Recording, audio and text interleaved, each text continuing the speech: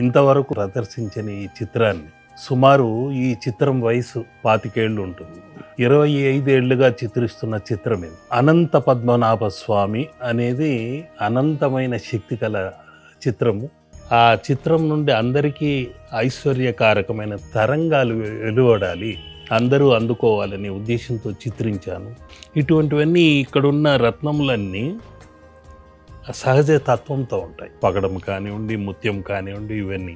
So ఉదాహరణకి పైన చూశారంటే 108 లక్ష్మీ గవ్వలతో తోరణం ఉంది.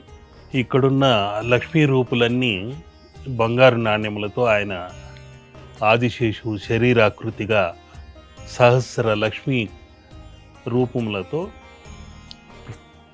అమర్చడం జరిగింది. ఈ నేత్రములను చూస్తే రుద్రాక్ష చక్షులే ఉంటాయి. ఇవన్నీ కాకుండా మౌక్తికము అనే ముత్యములతో ఆ విషతత్వం కాకుండా ఆ చంద్రతత్వముతో మారి ఈ విధంగా ముత్యములై ఇక్కడ ఆగుపిస్తున్నాయి. ఇవన్నీ ఒక ఎత్తు అయితే, ఆయన కిరీటంలో షట్కోణ తత్వముతో ఒక పతకము, దానిపైన ఉన్నది విశ్వ సంకేతముగా ఒక రత్నం ఉంది జ్యోతి రూపంతో.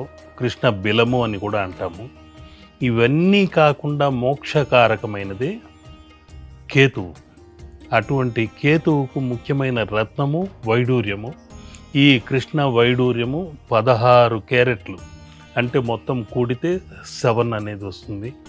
7 is heaven అంటారు, మోక్ష తత్వానికి దారి తీస్తుందంటారు.